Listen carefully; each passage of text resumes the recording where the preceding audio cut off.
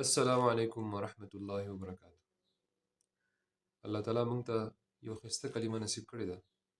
لا اله الا الله محمد رسول الله. د الله تعالی څومره انبیا او پیغمبران دي هغو ټولو باندې مونږ ایمان راوړی دی او مونږ دا عقیده لرو چې جناب محمد رسول الله صلی الله علیه وسلم د الله تعالی آخري نبی و. د انبیاو څومره سوچ او فکر او د هغو څومره محنت هغو ته حواله شوی او د هغو په ذمه هغه محنت او هغه سوچ او هغه فکر مونږ ته او تاسو ته حواله شوی دی. د دې د وجې الله تعالی مونږ ته آخري امت ویلي دي او مونږ ته یو غوره امت ویلي دي. د الله تعالی اواز او د الله تعالی کلمه او د الله تعالی تعلیمات ټول عالم ته ګوټ ګوټ ته رسول او هر انسان چې کوم دی هغه سمې لارې باندې راویستل او الله سره جوړول، دا د انبیاو کار او فکر دی او دې دپاره دعوت او تبلیغ والا ډېر ښایسته انداز سره کار کوي لګیا دی. د انبیاو فکر او سوچ کې دا هم یو سوچ دی، دا هم یو حصه ده چې دا هدایت ته چې کوم خلک راځي، کوم خلک چې اسلام ته راځي، کوم خلک چې دنیا کې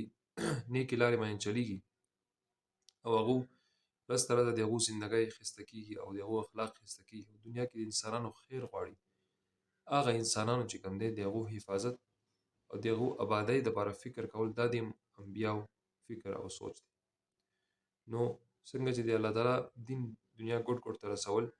دا د انبیاو ذمواري او دا مونږ ته حواله شوې ده، دقه شان یې مونږ ته دا هم حواله شوې ده، دا خبره هم مونږ ته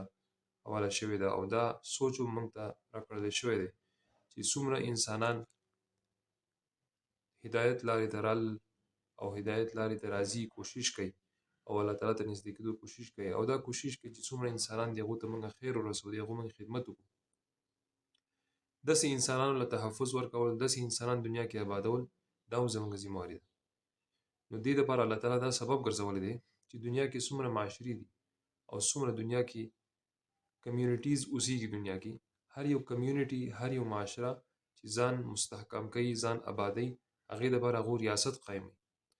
نو دا ریاست چې کوم دی د الله تعالی دې دپاره سبب ګرځولی دی او مسلمانانو فطرت کې الله پاک دا خبره ایښودې ده چې تر څو پورې دوی په شریک باندې متحده ریاست دنیا کې نه قایم کړي،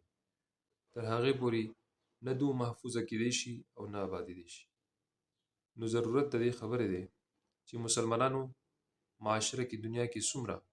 شعبې او څومره ډلې او څومره جماعتونه کار کوي، هغې کې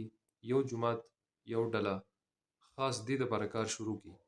چې د مسلمانانو متحده ریاست په دنیا کې څنګه قایمېږي. دې دپاره تحریک پیغام پاکستان په نوم باندې پاکستان کې یو جماعت یو ډلې کار شروع کړی دی. تحریک پیغام پاکستان نوم مونږ دې له ځکه ورکړی دی چې پاکستان دنیا کې واحد یو ملک دی، واحد یو ریاست دی چې هغې کې مسلمانان متحد دي او دا د مسلمانانو متحده ریاست یو وړوکی مثال دی. نو دې دپاره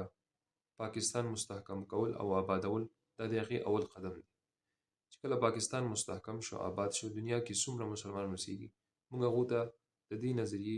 پر امن طریقې سره دعوت ورکولی شو. دې دپاره تاسو ته عرض دی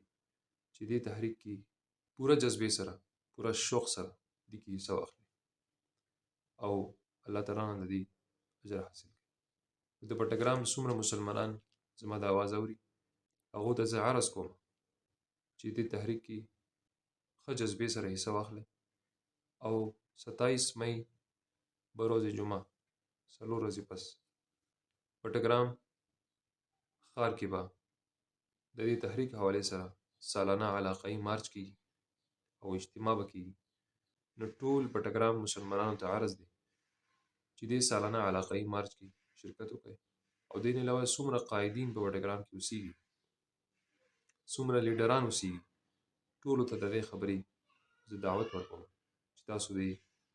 مارچ کې دې وړي غونې اجتماع کې شریک شئ او دې سوچ او دې نظریې له وجود ورکئ چې څنګه بر صغیر کې پاکستان نظریې له وجود ورکولو دپاره اواز اوچت شو او هغې له خدای وجود ورکړو، دقه شانې ټول عالم کې مسلمانان محفوظ شي او آباد شي دپاره د دې چې هغو نور انسانانو خدمت وکړي. دې نظریې له دې سوچ له وجود ورکولو دپاره تاسو په دې مارچ کې ضرور شرکت وکړئ. الله تعالی دې زمونږ هر یو عمل، هر یو سوچ، هر یو قدم چې هغه نیکۍ دپاره او خیرخواهۍ دپاره مونږ اخلو او مونږ خپل وخت پکې ورکوو، خپل جان پکې ورکوو، خپل مال پکې ورکوو، هغه دې الله تعالی خپل په دربار کې قبول او منظور کړي. والسلام علیکم ورحمة